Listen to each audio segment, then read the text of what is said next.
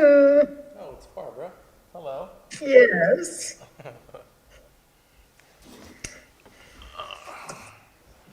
How are you tonight, Barbara? Okay. It's good. Hello, hello. Who else is here? Okay. Hey, Aunt Lafayette here. Oh, there you are.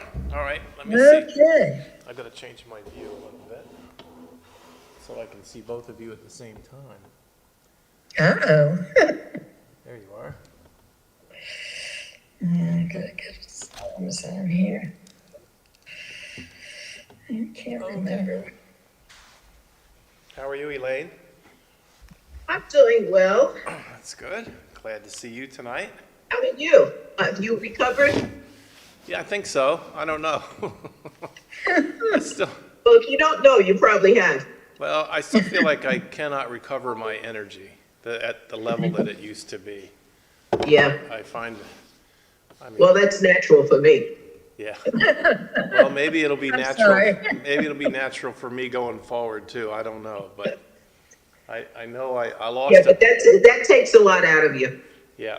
So, but the holiday was good. Christmas holiday was good to rebuild, and I was feeling well. So can't really complain about that. Good. Barbara, when do you head to Florida?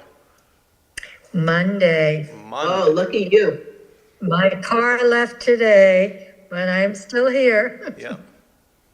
Oh, your car left? Hopefully. Yeah. Hopefully, they're talking about 9 inches of snow over the weekend. Yeah, I know. I heard. Oh, please. Yep, I know. Hi, Debbie. From nothing to 9. Yeah, they're not sure yet, but they're saying maybe 9 inches. Well, I hope not, because also- I want to get out of here. Nothing personal. Yeah. Are you sure it's not personal? It sounds like it's personal. Uh, No, they're saying, Thank goodness for YouTube and Zoom. That's all I know. That's right. yeah. They say that it might stay out, might go out to sea. So if it goes out to sea, we'll be okay. I hope so. I'm not ready for snow. Me either, even though it is, is January. Yeah, it's the time. It's time for it. Yeah. So, Debbie, how are you? Good, thank you. How's everybody? I think Good. we've all said we're okay. We're doing all right. We're here tonight, and Yeah. that's good. Step in the right direction. Yep. I have a sneeze coming on. I'm gonna go get a tissue to catch it. Uh-oh.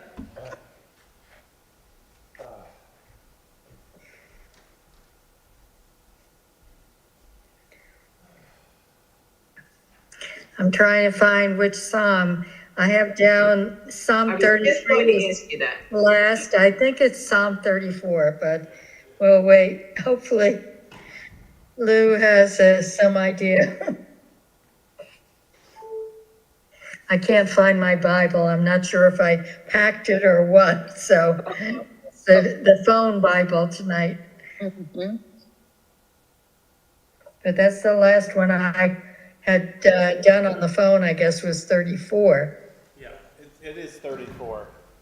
Right, right. I had it marked, and then I wasn't sure, but earlier tonight I went back and reread Psalm 33, and it was very familiar. So I know that we did that one. Okay. So, I mean, this one's a little different than some of the ones that we've looked at because Psalm 34 is like reading a hymn out of the hymn book. Well, It's set up as an acrostic. The letters in front of each of them are the alphabet of the Hebrew alphabet, and it's arranged in that order.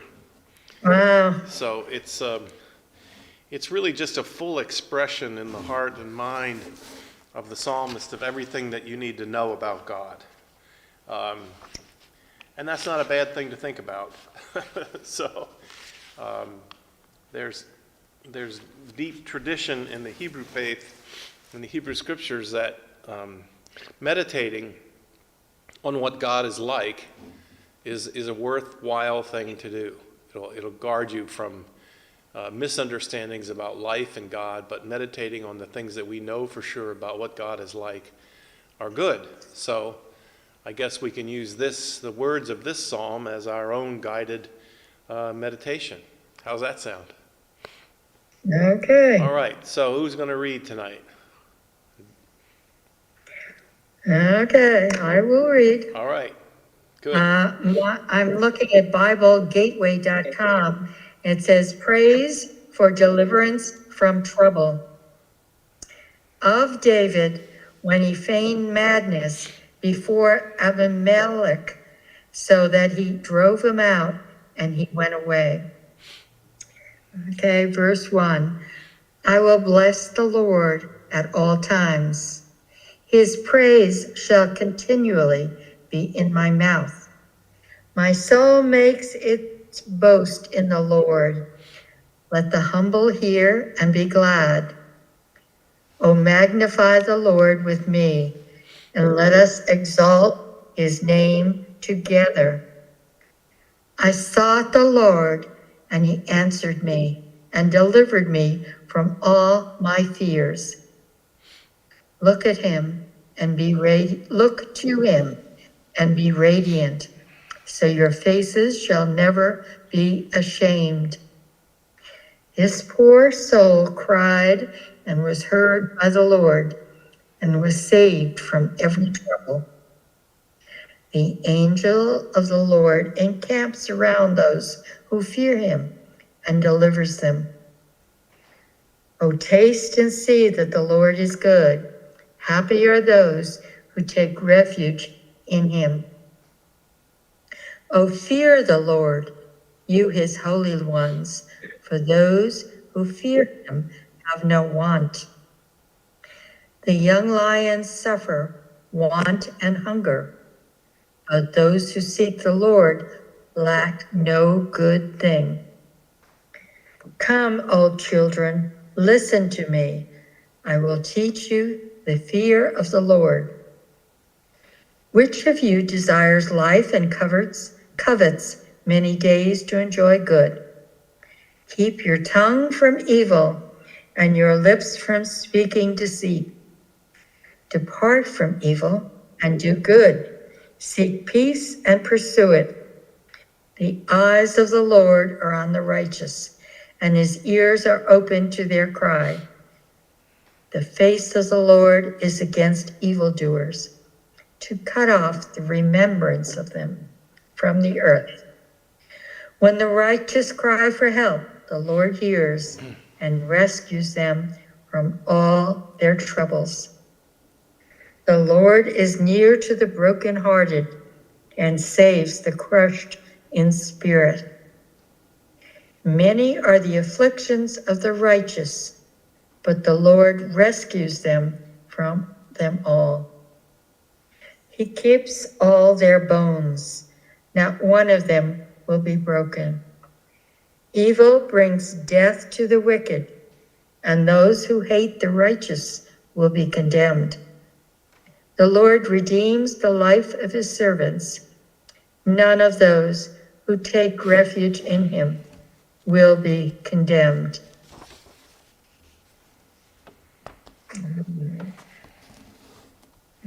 Okay, so do you have any responses or reactions to what you've heard? It's a very strong and clear statement about God. Hi, Judy. Welcome. Visual. It's very visual to me. Very, very visual. And I just want to say part of what we've been trying to establish in this study is that the psalmists, in the Hebrew use of the word to fear the Lord, is not to be afraid of God. That's not what they're talking about.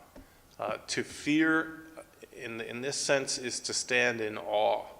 It is to open your eyes and your heart and your mind to see the grandeur of God. And that includes, in Hebrew spirituality, it includes, you can grasp some of this fear of the Lord by seeing the immensity and the beauty of creation. You can go out and look up at the stars and have a sense of the awesomeness of God. That's one way in which you grow in the fear of the Lord, this awesomeness. And also a study of history. I mean, this psalmist is declaring not that people who stand in awe of God will be spared hardship. Did you notice that? There's no promise that life will be easy. But the promise is that if you become desolate, if you become brokenhearted, that God will be with you and God will deliver you in the end. And if not in this life, then God will deliver you and redeem your name in the end of time. There's no getting around God's ability to take your life and to hold it and to carry it forward for good things. So what else did you hear?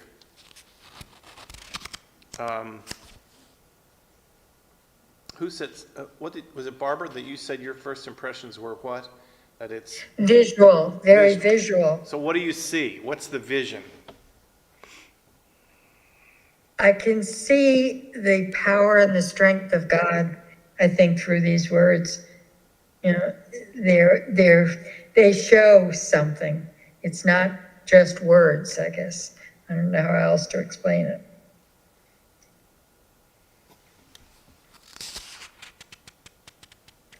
Yeah, and it's also very graphic. You know, it talks about seeing the magnitude of God, not that we don't make God great, but opening our eyes to see the greatness of God. And then how graphic is it when, you know, it says taste and see. Taste, like take a bite out of God in this life. And you will see then and understand the depth of God's power and mystery and wonder. I think line 5, look to him and be radiant. Not that God is radiant, but because we can look and see God, we can be radiant. So your faces shall never be ashamed. Right. That, you know, that to me, it just shows so much of what we can receive from God. Yeah, and I think there's a hint here that some of this deliverance of God, like I look at that next line, the poor man called and the Lord heard and delivered him from all of his troubles. Do you think that he's saying that God made him rich? I don't think so. I think that the deliverance that God gives is a power to endure in some ways, the poverty, the difficulty, and that God opens this poor man's eyes to see much more than what you can see when you're struggling with the problems of poverty. Yeah, I like that Barbara picked out verse 5 because I think it also shows that if you have faith in God and you look to God with patience and remembrance, that God's visage will be reflected on you. I think that's what it's like. Look to him and be radiant. You are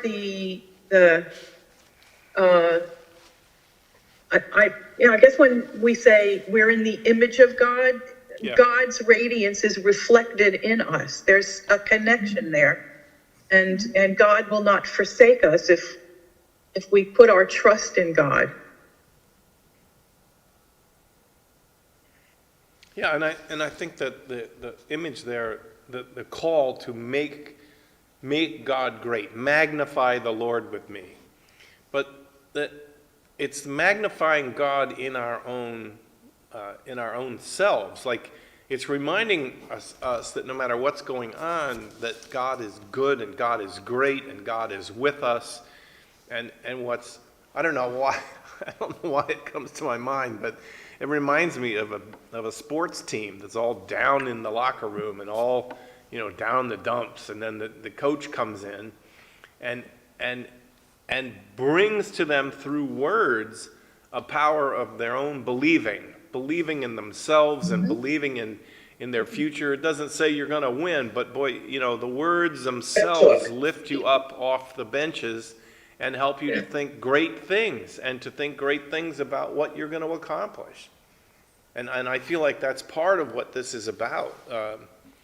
You know, I don't know about you. It doesn't it doesn't happen as much for me now because I'm the pastor, but when I was younger, especially in my college days, and I had some rough times in college. I was discouraged and depressed. I didn't know how to choose my career or whatever was going on. And unlike some of my colleagues, I went to church on Sunday. And the Tower Presbyterian Church was just down the hill. And I got up and I went down and I went to church. And I'm telling you, when the organ started to play and the people of faith started to sing the songs of faith, and they began to stir in this thing of who God is and that God is with us, it had an effect on me. It just did. It lifted me up, and I worry sometimes that there's a lot of falling away from the practice of church that's happening in our culture, and I just wonder what the longer term effect will be. And I'm not like, Debbie, I don't know really from the inside what the gathering of faith for Muslims is like. I know that for the Reformed Jewish community, it's very much like our church. I mean, there's the voices of people together, saying things together and saying them enthusiastically, and it's yes, you're an individual there and you're participating, but there is so much more that is happening to you.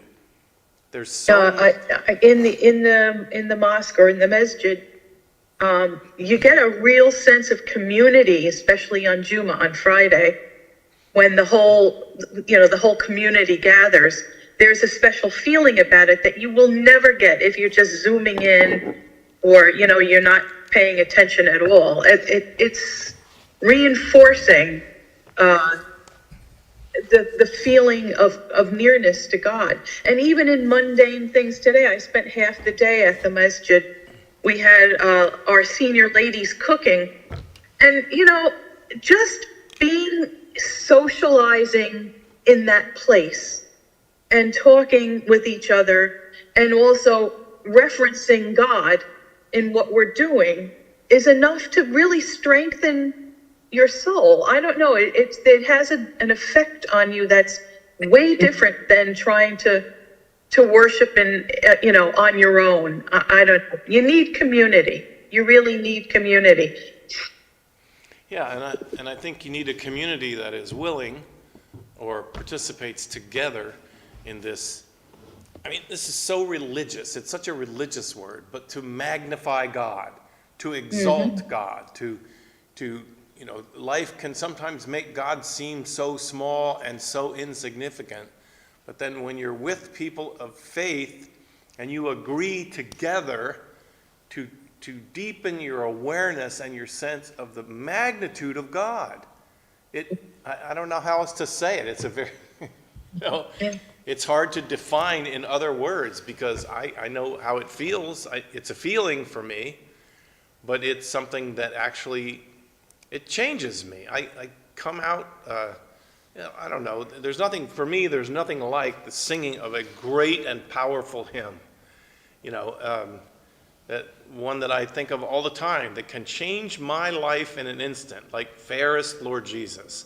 I mean, when a congregation sings that hymn and I sing it and we join together in it, my life flashes before me. I see my life differently because of the power of people of faith using their voices and their minds together, and God becomes larger. I don't know how else to say it. You just said it perfectly. Yeah. You magnify God. I mean, that's what community does, really.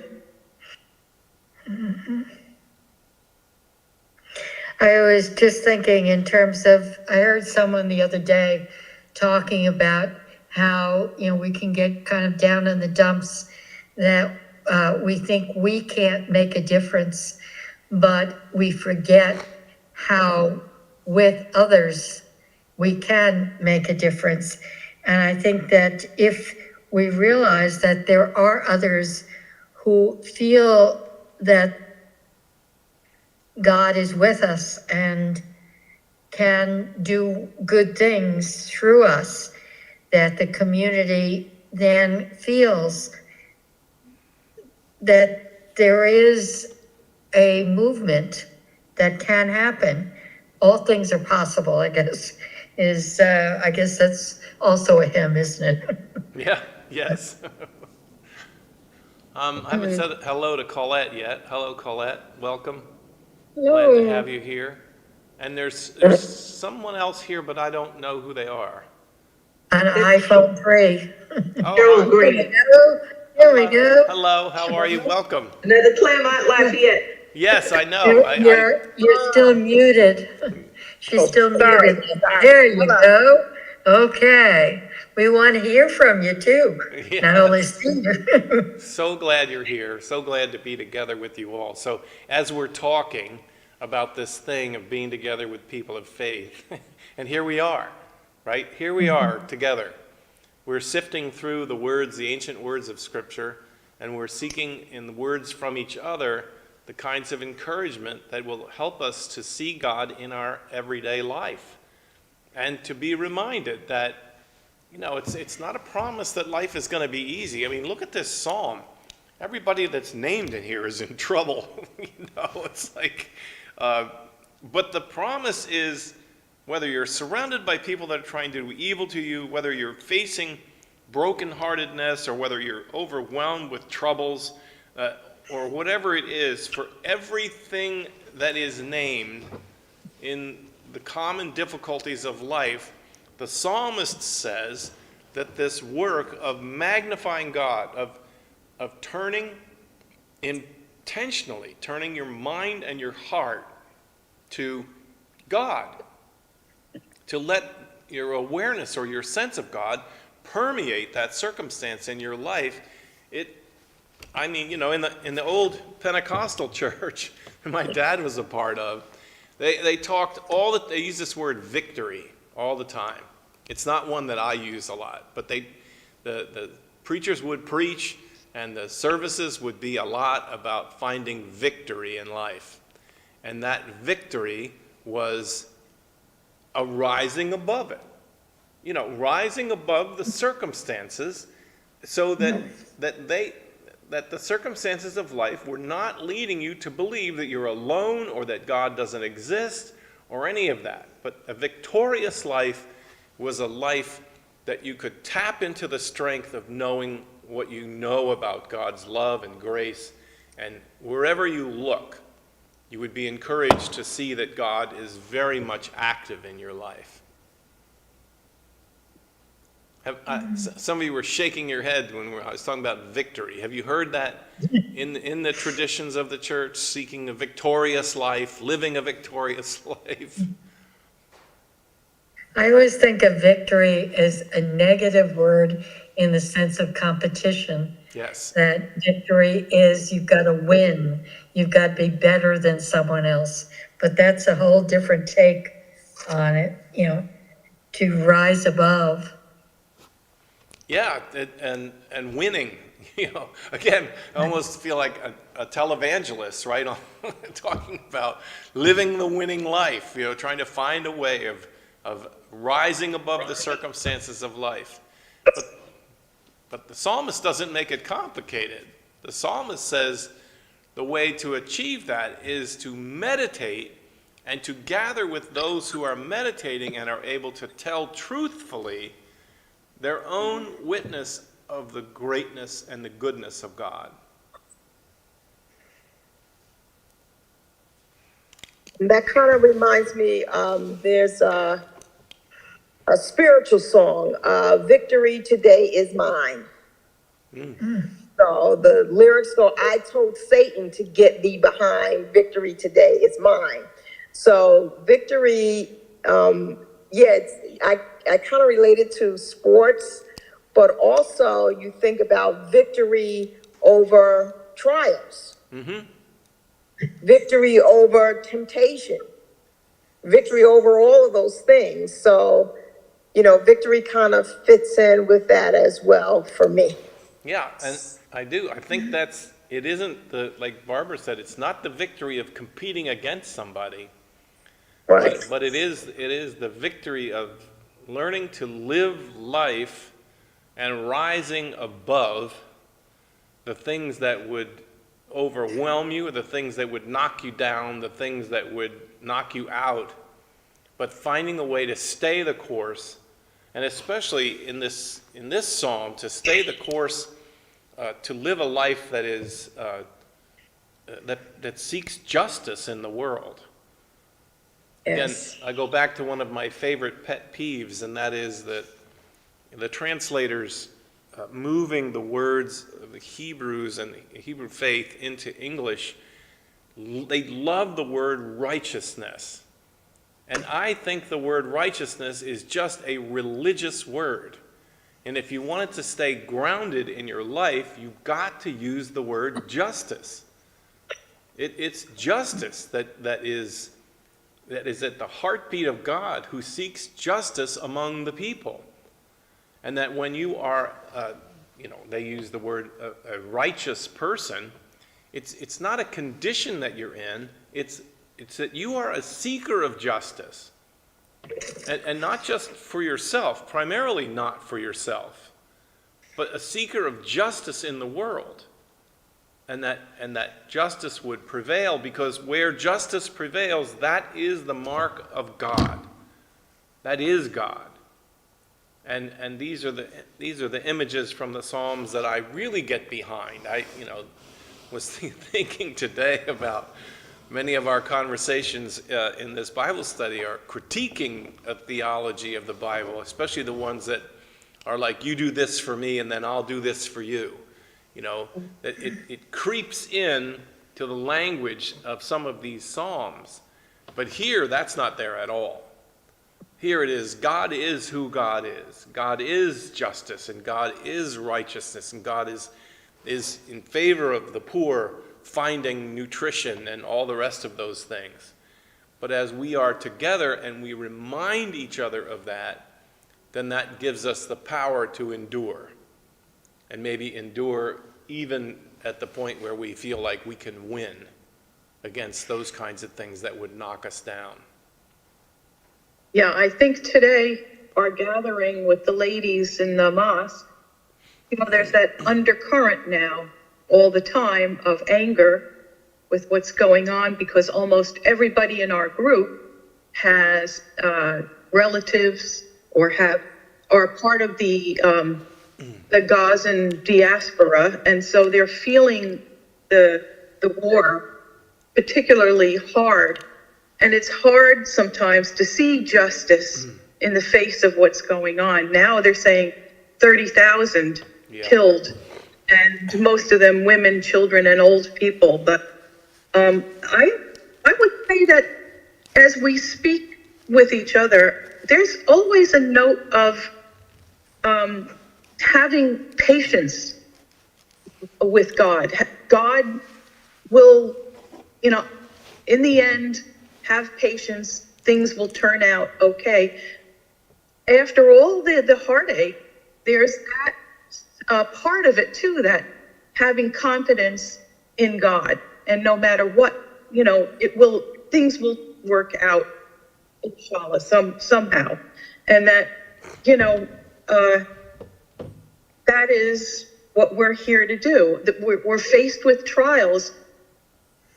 You can turn towards hatred, or you can turn towards God, and hatred is what you want to, condemn. And I think most of my sisters today, I give them a lot of credit. They have relatives that have been killed, and they're angry, but they're not thinking that hatred is the way to go. They know it's not, so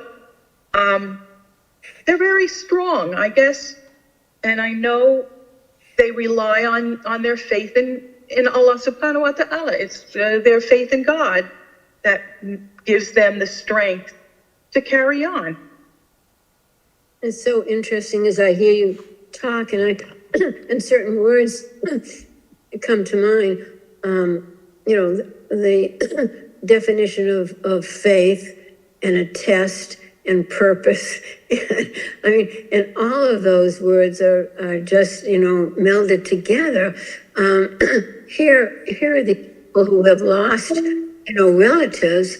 And then I guess, how sad it must be to continue to have faith. Because the next question might be, what's the purpose of all of this? Is it a test of us to continue to have faith in a situation which is so devastating? Is there a purpose to this? I don't know. I'm always plagued by the word purpose, and I wonder how difficult it is to continue to have faith when you see all of this horrific kind of, malnutrition and starvation and cruelty. And what's the purpose? I mean, why? Is it a test of us to continue to have faith when these people are living through all of this? I don't know. Well, I think, Judy, you often ask the word about purpose, and I understand it. And maybe it won't sound like anything different, but to me, the word purpose raises the specter again of God, who is the maker of the test, God who designs the test to see if we'll endure and then rewards us with A+ or B. But I don't know that it's a difference that makes a difference, but I have said to you, I think from the very beginning, Hebrew theology sees the fact of hardship. It's a fact. It comes sometimes in proportions that are so large it destroys everything.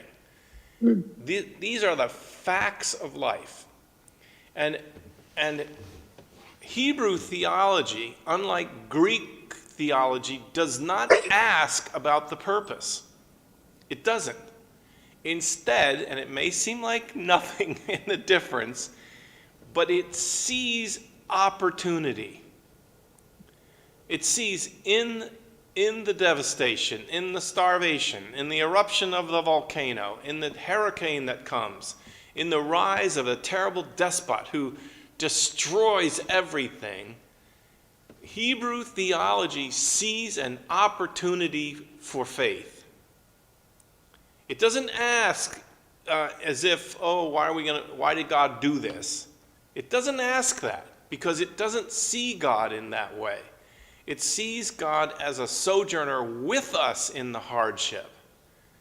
And thereby, the exalting God, making God's name great, gives us an opportunity in the middle of all of it, strangely enough, to be strengthened in our faith. That hardship, it might destroy your faith if you don't take care of yourself. If you don't nurture yourself with the faith of others around you, it certainly can destroy your faith. But I would just offer up, I don't know what your experience has been in your life, but in my life, surprisingly, in my journey as a pastor, when I encounter, and I have encountered people who I think have experienced horrible things in their life, just horrible things. But what surprises me is how those experiences become an occasion. They become an occasion of great and abiding faith. Yeah, go ahead. So what you're saying is it's an opportunity. And you said it earlier too, that it's a fact of life. Right. That it just is. And if devastation or whatever we want to call it, or misfortune, is a fact of life, then how are you going to look at it as an opportunity and grow, or are you going to reflect and move away? From it just reminds me, I had worked with the Native Americans, and once I had lunch with Chief Roy Crazy Horse of the Powhatan tribe, and I was trying to explain my involvement with the Native Americans. And in a sense, what you just said reminded me of what he said. He just said, Judy, don't you analyze too much, just accept. And I guess what you're saying is the same thing, just accept the fact that there is terrible tribulations, but that we have to move through them and seek the opportunities. And if you do it that way, then you're on the path toward faith, or that you are in faith. Yeah. So it's a mindset, I guess, that you have to cultivate. Yeah. Yep. And I think also it's, where is this bad stuff coming from? And I don't look at it as God testing me. I look at it as reality happens, and God is strengthening me, hopefully, to get through it. So I think that we want to blame someone. Yes. And do we blame God for doing it to us? Or do we blame someone else? Or do we realize that it happens? Yeah. Elaine, you were going to And- say something. Yeah, I feel that when these horrific things happen, the wars with the babies dying and all of these things that are just horrible, the tornadoes, the earthquake in Japan, that this tends to bring people together, if but for a short time. It brings people together who never would have been together, ordinarily, but it brings them together to help each other. Yeah. And It may not last, but for the time that it's needed, it brings people together that ordinarily would not pay attention to each other. Right. That's what I see out of a lot of these tragedies that happen. So maybe So how that's do we find ways purpose. to bring them together without bad things happening? It seems like it has to be something horrific for everybody to come and help. And they You know? need to stay together. That's what it seems like to me. That's the only Yeah. time when something bad happens, when you watch the news and there's a big, large amount of people out with signs and screaming and all of that. It's as a result of something that happened that was probably not such a good thing. Yeah. Right. And people come out of their houses, they do things that they wouldn't ordinarily do on a regular day. But it They also, come out, they speak their minds, now that may go away after, the temperature lowers a little bit, but it happens.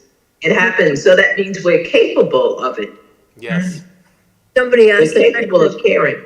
yeah, somebody asked the question, why does it have to be on the backs of something, so terrible, to bring people together?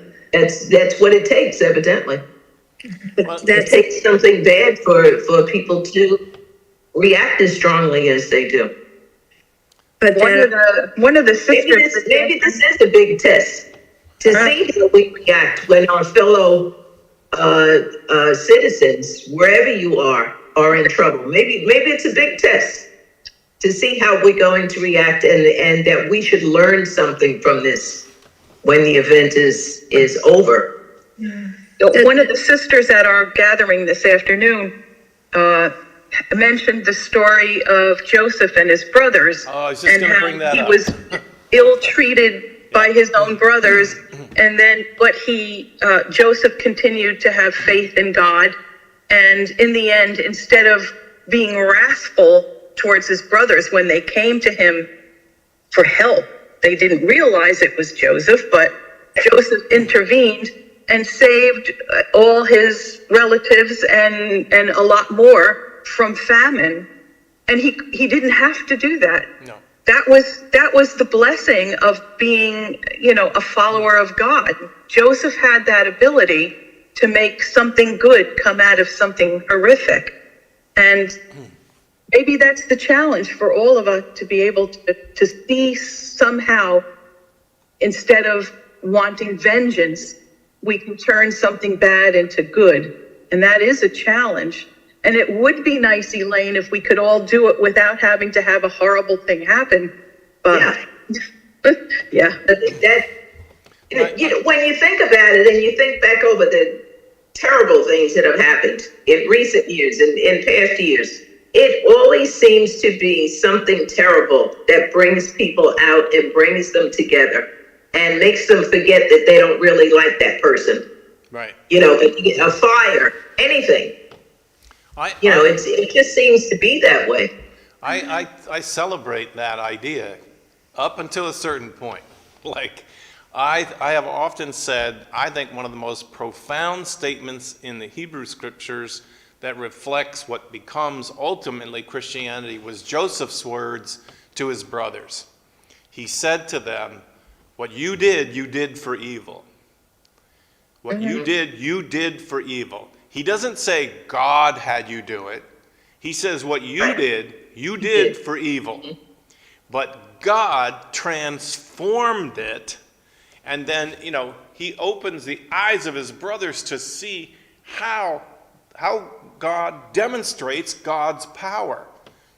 This to me is so important, to hold on to biblical theology and not let Greek and the Roman ideas about God, which go to first cause and then start to say, well, God had his brothers throw him into the pit so that, all this. That is not Hebrew way of thinking. The Hebrew way of thinking is life is broken, and there are evil people in the world. Evil takes over in the minds and the hearts of some people. And I'm going to say this, I hope I can say it without and accomplish still. There were evil people laid the plans of Hamas and the raid and the murder and the rape of people. But there were evil people who also planned a vengeance and a striking back, which has resulted in the deaths, the innocent deaths of thousands of people. There is evil at work here. And to me, the theology of the Bible says now, when evil has its way, you look for God. You don't look for God to have brought the evil. You don't look for purpose. You don't look for purpose in it. That is a distraction. You don't ask the why, but you ask what now? What now? And when you return no man evil for evil. Absolutely. But when you ask what now, in the what now is when most of the grace and mercy and love of God flows into human life, because it comes through us. Now, if the evil that happens in our lives, if the brokenness that happens creates an evilness in us, then we become the propagators of more evil. We look for revenge. We look for death and all the rest. But when you want to know, where is God in this? God's day dawns in the darkness of human suffering. It does not bring human suffering. But when humans suffer, when the volcano goes off, when the flood comes, when one neighbor turns on another and kills them, in that darkest moment, in that scariest time, open your eyes. I think a psalmist says it, open your eyes and look for God to get to work. Because that's what God does. Listen, I'll just say, an awful lot of the Presbyterian Church has gained so much from the spirituality of the Celtics and of the Scots and all the rest of that. But in the church today, the Christian church today has a deep and abiding spiritual tradition which has come out of the suffering of slavery. It is a language, it is a rhythm, it is a depth of faith, and where does it find its source? It finds its source in the brutality and the inhumane behavior of one group of people against another. And yet you get a taste of the faith, a taste of the confidence in God that is born out of those experiences. And it can sustain all of us. It sustains me. And that's the miracle of God. But if you start to use your brain, or the wrong side of your brain, and then you start to say, well, God brought these things about. No, never, no, not ever endorsed by God at all. But, and to me, the pinnacle of this theology, this biblical theology, comes when you know the story of Jesus, where this is language that I can't readily translate into the concreteness I usually like to, but where does salvation come from? It comes from the dark night of Calvary. It comes from the death of Jesus at the hands of people who were jealous, who brutalized him, and yet through it all, he could read this psalm, "Let magnify the Lord. Taste and see that God is good." And the opportunity for faith and the encouragement of faith rises up out of the ashes of our broken human experience. And I don't think if you try to go any further than that, you've ventured away from the Hebrew theology, you've ventured away really from the heart of our Christian theology. And you've adopted instead, and I'm not saying it's terrible, but it's the Greek and Roman philosophies have deeply affected our way of thinking and talking as Christians. And they're alien to what these people heard and felt and saw. Life is full of heartache and heartbreak. It's full of oppression from people who are evil. Never, never do they imagine that somehow the world is orchestrated in a way that God brought about these things in order for us to have faith. That's unfair to the biblical witness. The biblical witness says, it's like they say in the recovery, in 12-step recovery, you'll have this. You will have this. And that sentence in the recovery movement is to stop. It is to squelch the useless idea of why is this happening. It's pointless. Instead, a recognition that the heartache happens, the heartbreak happens, mothers and fathers abuse their children,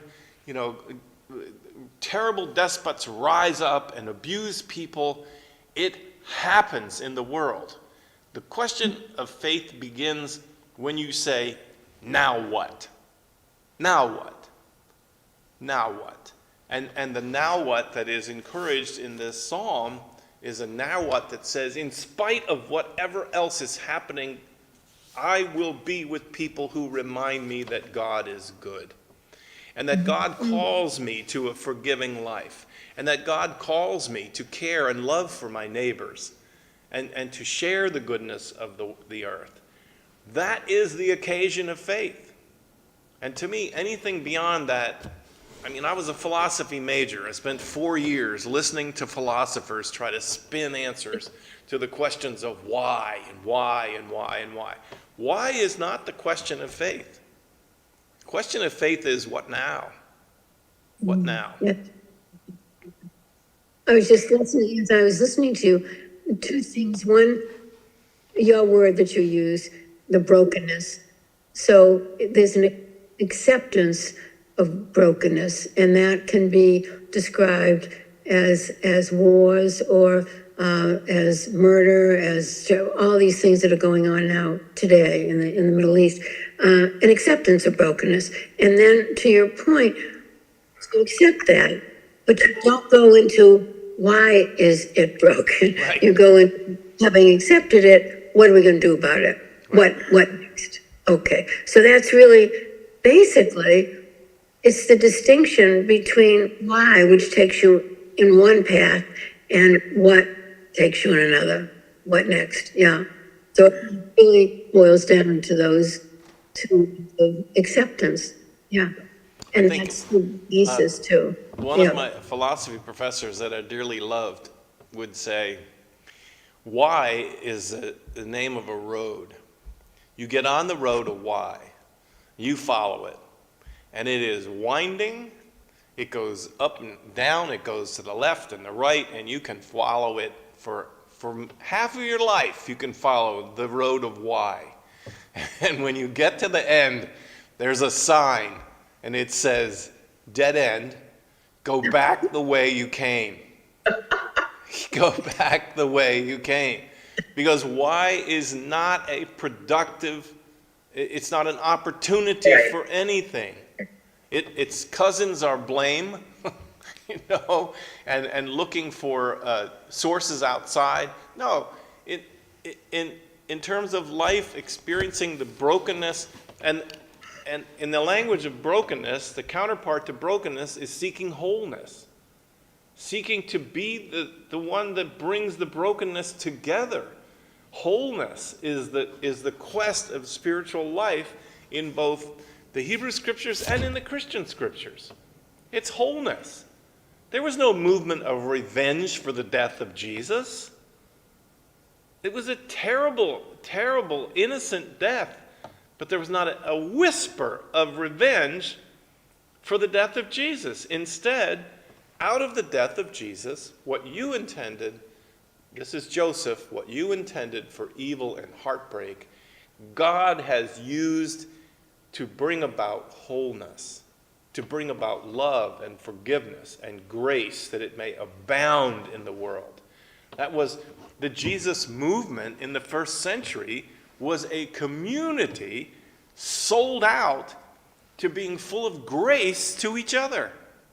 A promise of grace to people that weren't even part of the same religion. They weren't even part of the same culture. But the ripples in the pond from Jesus was an amazing community of unlikely people bonded together in love and eating meals together and sharing in the burden of their lives, so that there's no forming, armies together to beat the Romans up for murdering Jesus. Instead, what came out of the life of Jesus and the death of Jesus was this incredible quest for wholeness and peace and grace to endure in human lives. And I think it still goes on that way. Sometimes it fades out quickly. I think the days following 9/11 were wonderful. Really, they were wonderful. People turned to each other. They turned to people's hardships, and they tried to make life easier for each other as much as they could. It disappeared pretty quick, but it was at least the first response, and I think that's a genuine human response. That's what I was talking about. Yeah. It seems to take a tragedy to make people respond, to help them respond in kindness. Yeah. And when we sing People about the people that they don't know and would never have met. and when we sing and we read about the power of God, the power of God is unlike any other power in the world. The power of God, God's strength, is demonstrated in those moments when it looks like hatred and evil are going to rule, and those events are transformed by the power of God into redemptive, grace-producing, life-producing experiences in human life that would not have been there otherwise. God didn't bring And it. one another. Yeah, God didn't. Loving one another, because that's what he wants us to do. Right. So the opportunity is there for us, draw on the power of God and to allow those transformations to take place within us. I've seen it. I have seen it in my life. I have experienced it. I'm not always, this is my own confession, I'm not always, it's not always as easy for me to live out that. I have a tendency toward feeling resentments and towards grievances, and I hold on a lot to those things. And I won't say I've ever paid anybody back, but boy, sometimes I sure want to. You're human. Yeah, and that's Above it all, you're Yeah. human. Well, and I feel like that's why God called me to be a pastor, because I have to be surrounded by this message every day. If I were left to my own resources, you wouldn't like me very much. I guess I'm just left with the question, is there another way to bring people together? Does it always have to be based on a Other tragedy? than tragedy, yeah. Is it just to go back to what you were saying, that man is broken, and that maybe there really is only one way to unite people? It has to be a cauldron of tragedy. But if you move away from that, is there another way? Maybe there isn't. Maybe. Yeah, I think Pastor Lou mentioned it at the beginning. Go to church, go to synagogue, go to the masjid. You'll find community there, and you'll find the healing that you're looking for, I would hope. And there is that, people searching for goodness, for light, for peace in those gatherings, and I think that's very hopeful. So community is one of the answers, I think so. I think also we shouldn't forget, throughout the history of Christianity and even Judaism had a firm belief in understanding the brokenness of life this way, and the miracle of God producing grace and justice and life out of the brokenness. But also, there is a Spirit of God that comes to us, that approaches us, and stirs us to these things, not in response necessarily to the brokenness, but stirs up a sense of love and grace and mercy. That the Spirit, that the language is pretty clear. The Spirit, you can welcome the Spirit of God into your life. And when the Spirit comes into your life, you can leapfrog over those really nasty experiences that would make you into a nice person. And you can actually welcome that Spirit that warms your heart. I mean, that was what Wesley said. Charles Wesley said that there was a strange warming that moved in his heart and transformed him. Now, I don't think he had yet heard the story of the Grinch, and what happened to the Grinch, in that his heart, grew 10 times the size, so that he could embrace the spirit of Christmas. But I think we shouldn't leave out that other activity of God. That God is active in the world, not setting up booby traps for us and tests of faith, but that God is active in the world, encouraging us with the presence of a Spirit of God, a spirit of love and of grace. And it can be contagious. It can take, we often think about, the powers of, darkness or evil possess people, but the history of our own spiritual tradition says, so God has that power too.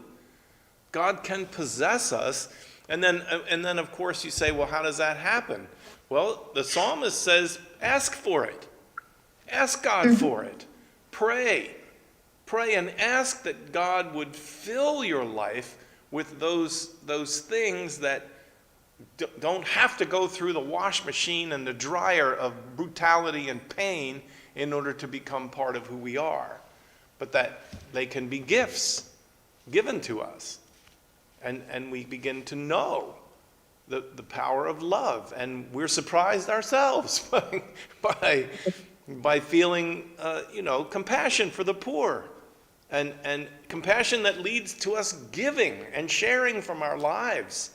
These are the things that come just by the Spirit of God that moves in the world. Well said. Amen. So Sometimes the studies inspire me to say things, right? And I put them together. I put them together in ways and go, yeah, that's what I believe. And then I go, That's well done. yeah, and then I go, I wish I'd have written that down. You know? You have to really have it recorded, now you Yes. can write it down, right? I go back and transcribe it from the recordings. Right. You know, I keep thinking of one of the things that we sing every Sunday, I want to see you, Lord. Yeah. And realize that it's not a matter of wanting to see God, but to see God in others and to see God at work in the world and try to recognize the God in each person. Yes.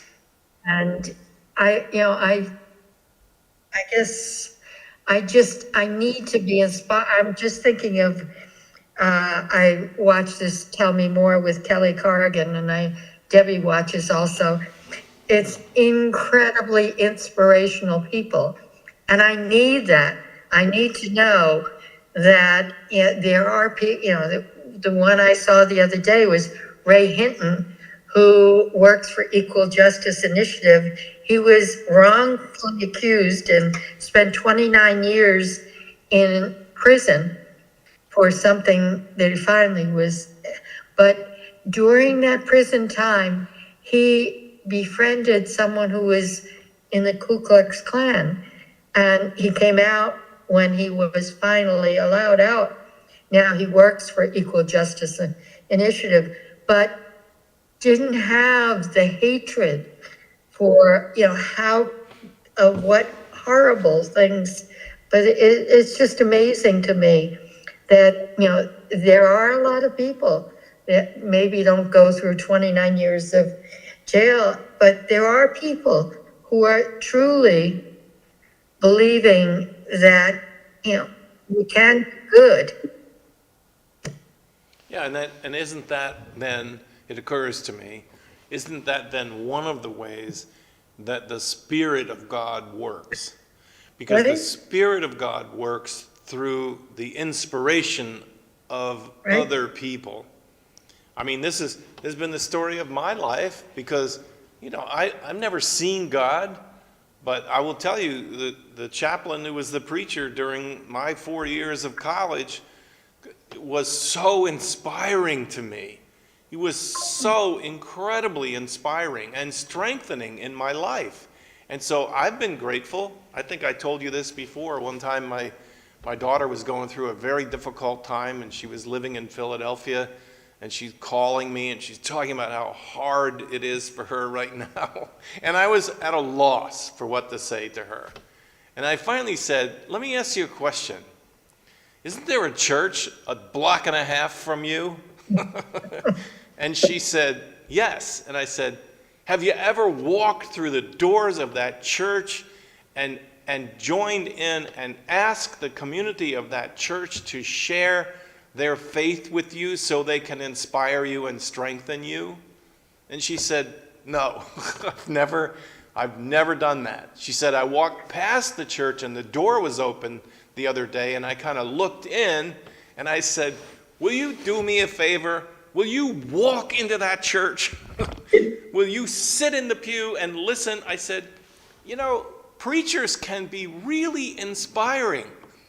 So I don't know that she ever actually did it then, but it just occurs to me that my children, having grown up, in a place where they would know that there were lots of people coming and seeking inspiration from the hymns, from the sermons, from the handshakes that take place, but they get out there in the world and they forget about the well of strengthening and faith and hope that is resident in the church. And, that's my discouragement. And I tell them that all the time.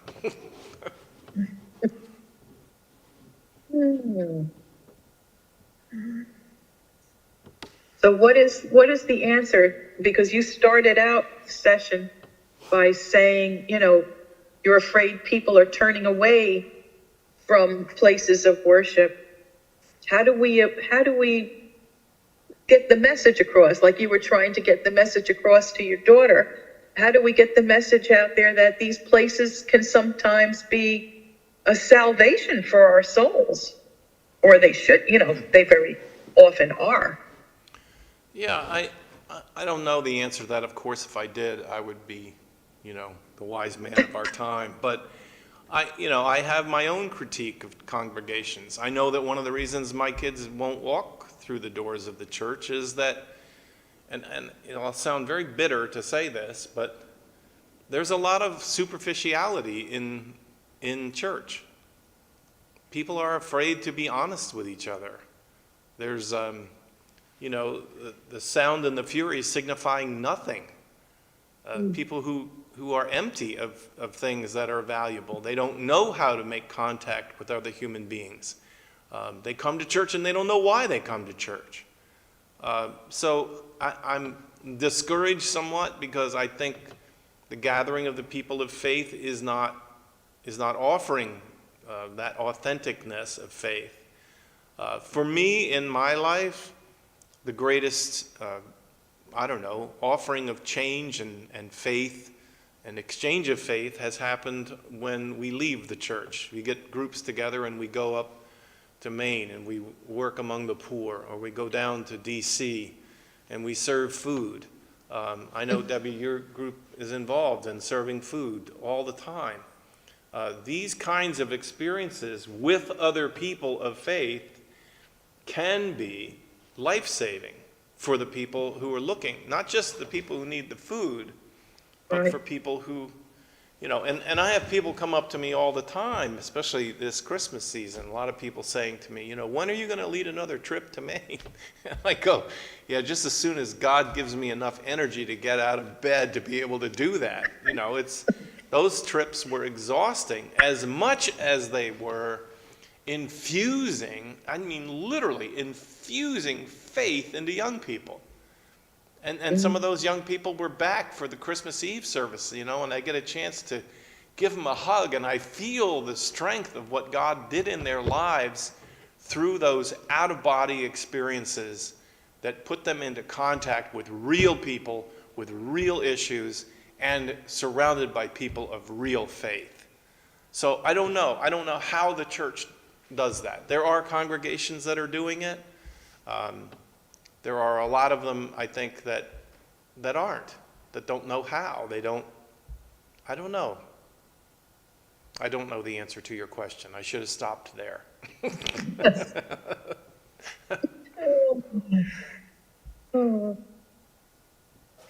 It's how much can you be an example, but yet not be I'm not in favor of the word evangelist, because I always think it's like it's my way or the highway when you say that word. But I just feel that people are missing so much who aren't involved in congregational community. Yeah, I agree. I think they do miss a lot. And sometimes they don't know they're missing it, or they don't know what they have until something bad happens. And then they discover the resource that is all around them. They discover the strength of people, the presence of a pastor or a deacon, being there for them. It's a priceless experience. But sometimes people, I don't know, I don't know how they manage it, but there are a lot of people that go through a long period of their life without anything bad happening in their life. Do you know that?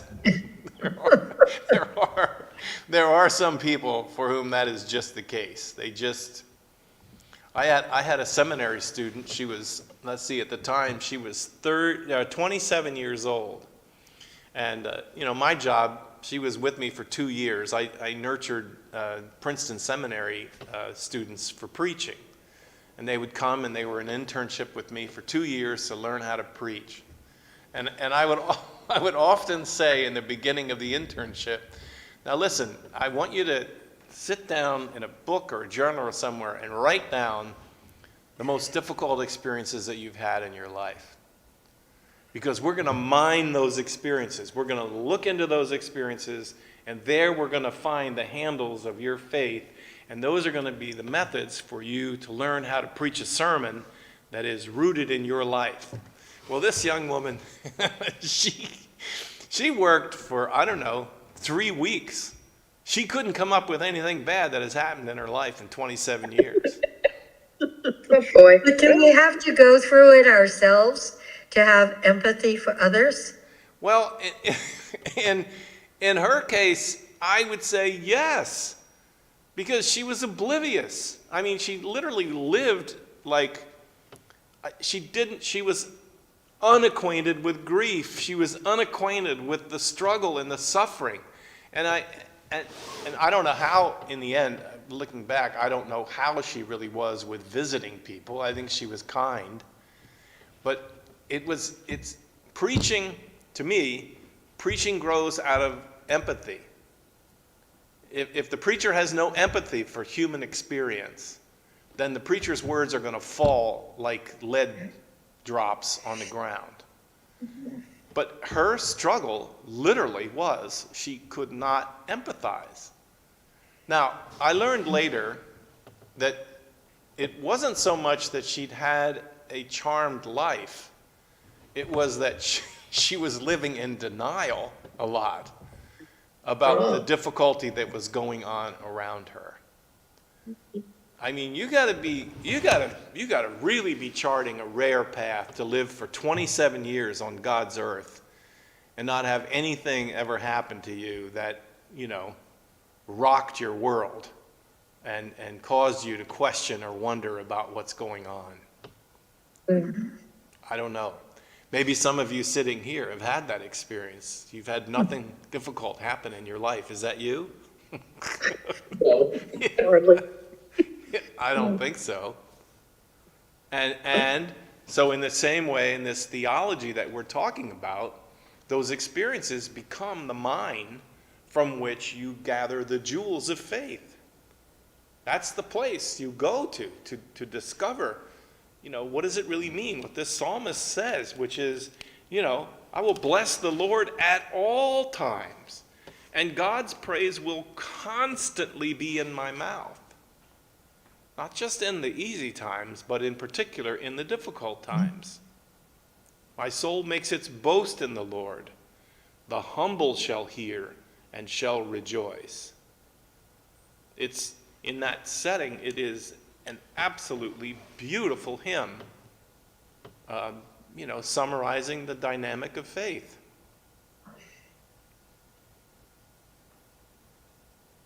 I know. Barbara, will you read it again? Okay. Let me get my glasses on here and get it back. What are we reading? Which, Psalm 34. Uh-oh.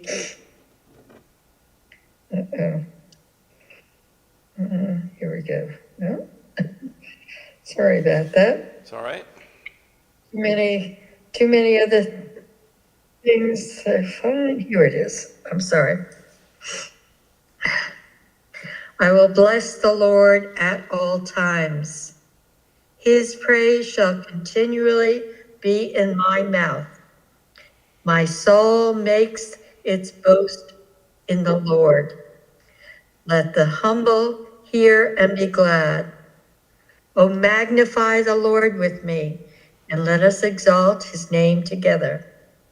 I sought the Lord, and he answered me and delivered me from all my fears. Look to him and be radiant, so your faces shall never be ashamed. The poor soul cried and was heard by the Lord and was saved from every trouble.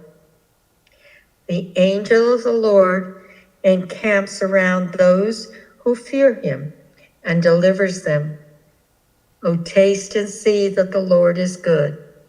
Happy are those who take refuge in him.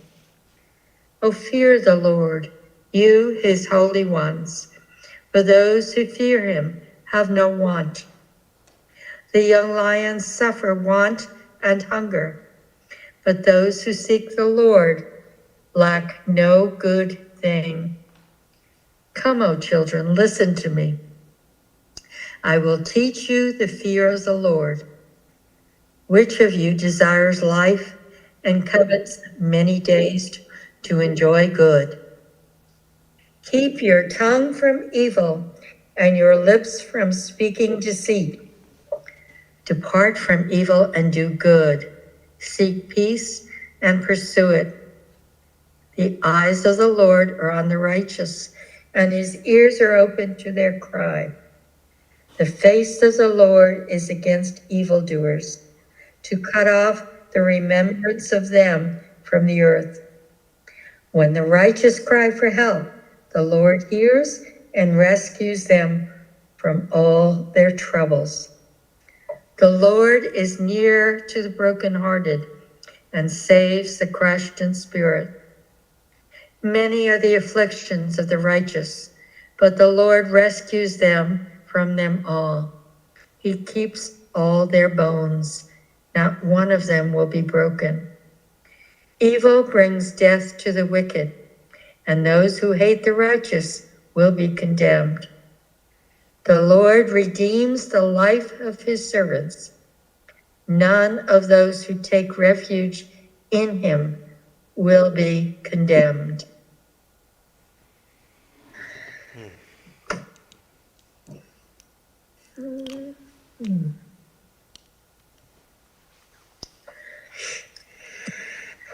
Any further thoughts that jump out off the page?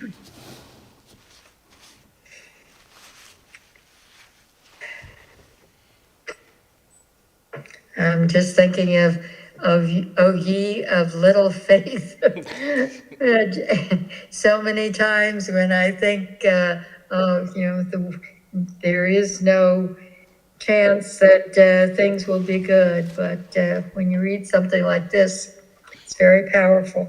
Very, very, very powerful. I can imagine that this was probably a regular part of the gathering of the people of faith for thousands of years, encouraging and strengthening people going through all kinds of difficulty and holding out for what God is doing.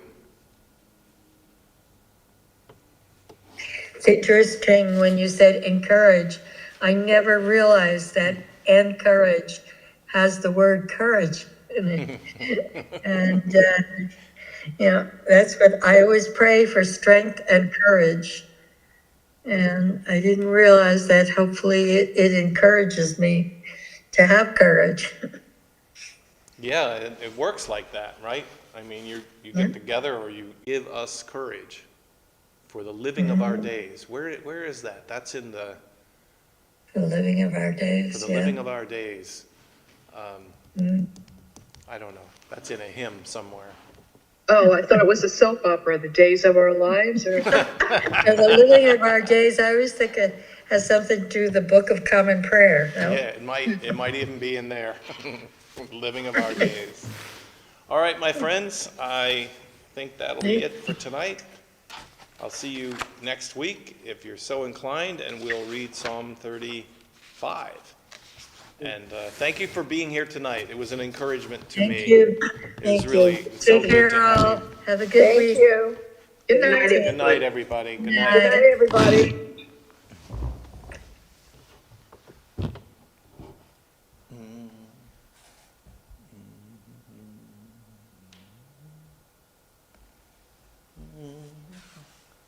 Good night to those of you who are watching and listening online. I hope you found something encouraging